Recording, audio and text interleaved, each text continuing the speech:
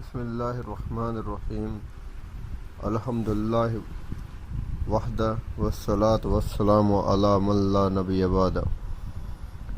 پیش خدمت ہے سیدنا صدیق اکبر رضی اللہ تعالیٰ عنہ کی سیرت مبارکہ کا تیسرا حصہ۔ اللہ تعالیٰ کے احکامات کی تعمیل اور محمد رسول اللہ صلی اللہ علیہ وسلم کی سنتوں کا احترام انسان کو کتنا برگزیدہ بنا دیتا ہے، یہ حقیقت جاننے کے لیے آپ کو صحابہ کرام رضوان اللہ مجمعین کی سیرت مبارکہ کو یا تو پڑھنا چاہیے یا سننا چاہیے۔ اگر آپ پڑھ نہیں سکتے تو آپ سن سکتے ہیں۔ آپ اس مقصد کے لیے ہمارے چینل کو سبسکرائب کریں، لائک کریں تاکہ آنے والی ہر نئی ویڈیو آپ تک پہنچ سکے۔ صحرائے عرب کے ان پڑھ سیدھے سادے ناآشنا تہذیب گمنام لوگ اسلام کے انقلابی تعلیمات پر عمل کر کے کیا سے کیا بن گئے اور دیکھتے ہی دیکھتے ساری دنیا پر حکمرانی کرنے لگے۔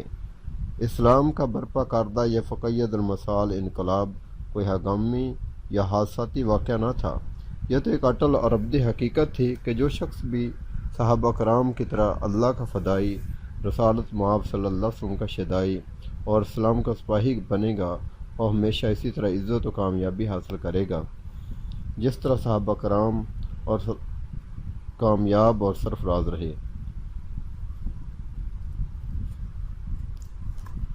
رسول پاک صلی اللہ علیہ وسلم نے فرمایا، اگر میں کسی کو خلیل بناتا تو ابو بکر ہی کو بناتا، صحیح البخاری۔ سیدنا صدیق اکبر رضی اللہ تعالیٰ عنہ کی بے شمار نمایاں خوبیاں اور خدمات ہیں، ان میں سے چند ایک کا یہاں پر تذکرہ کیا جاتا ہے۔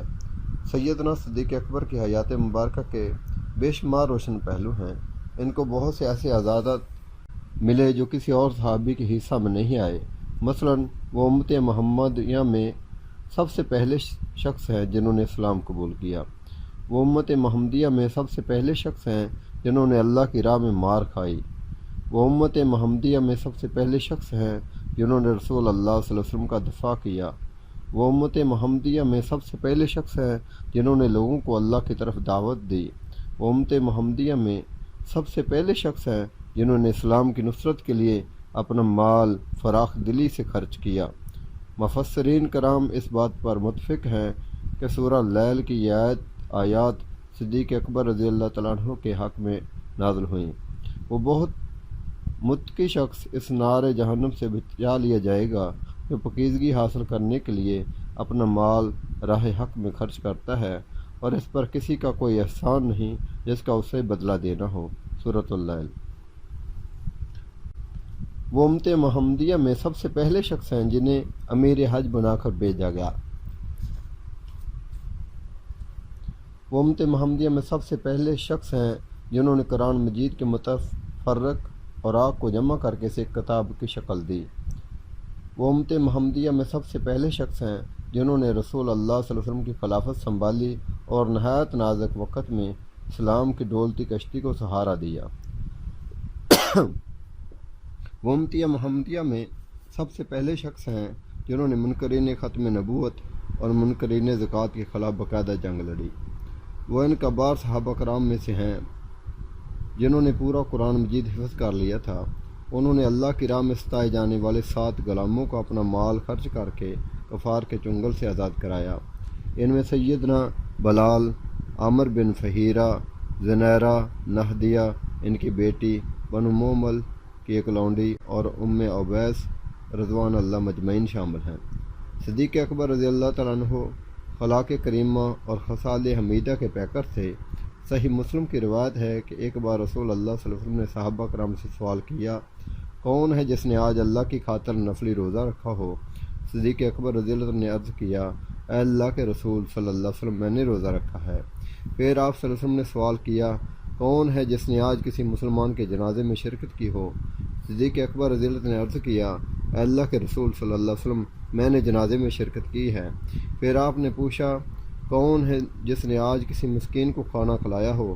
صدیق اکبر رضی اللہ تعالیٰ عنہ نے عرض کیا، اے اللہ کے رسول صلی اللہ علیہ وسلم، میں نے کھانا کھلایا ہے۔ پھر آپ صلی اللہ علیہ وسلم نے سوال کیا، کون ہے جس نے آج کسی مریض کی عیادت کی ہو؟ صدیق اکبر رضی اللہ تعالیٰ نے عرض کیا، اے اللہ کے رسول صلی اللہ علیہ وسلم، میں نے عیادت کی ہے۔ آپ صلی اللہ علیہ وسلم نے فرمایا، یہ 4 خوبیاں جس شخص میں جمع ہو جائیں وہ جنتی ہے۔ صدیق اکبر رضی اللہ تعالیٰ عنہ کا ایک بہت بڑا اعزاز یہ ہے کہ آپ اللہ کے رسول صلی اللہ علیہ وسلم کے سفر ہجرت میں رفیق تھے۔ یہ سفر بہت پرخطر اور دشوار تھا۔ اس سفر سے سیدنا صدیق اکبر رضی اللہ تعالیٰ عنہ کے فضائل و مناقب کا سب سے زیادہ درخشاں باب شروع ہوتا ہے۔ ہجرت کے سفر کا پروگرام ایک دینی اور ملی راز تھا جسے مخفی رکھنا بہت ضروری تھا تاکہ کفار و مشرکین اس پروگرام سے بے خبر رہیں۔ صدیق اکبر رضی اللہ تعالیٰ عنہ خود اور ان کا پورا گھرانہ اس پروگرام سے آگاہ تھا، مگر ان کی محبت رسول صلی اللہ علیہ وسلم، اثار، وفاداری اور رازداری کو داد دیجیے کہ دنیا کا کوئی بڑا سے بڑا لالچ یا خوف ان سے یہ راز فاش نہ کرا سکا، حتیٰ کہ ان کے گھر کا غلام عامر بن فہیرہ رضی اللہ تعالیٰ عنہ بھی اس مہم میں مکمل رازداری اور جرأت و شجاعت سے اپنی خدمات فراہم کرتا رہا، اور آپ صلی اللہ علیہ وسلم کے ٹھکانے کا کسی کو علم نہیں ہونے دیا۔ سیدہ عائشہ اور اسماء رضوان اللہ مجمعین نے اس موقع پر یہ گریہ زاری کے بجائے اپنے والد گرامی اور رحمت عالم صلی اللہ علیہ وسلم کا توشہ سفر بڑی محنت اور توجہ سے تیار کیا۔ سیدہ اسماء رضی اللہ تعالیٰ عنہ نے مجاہدانہ کردار ادا کرتے ہوئے اپنا کمربند پھاڑ کر 2 حصوں میں تقسیم کیا۔ ایک حصے سے ان عظیم مسافروں کے اس توشہ دان کا دہانہ باندھا جو انہوں نے ان کے لیے تیار کر رکھا تھا۔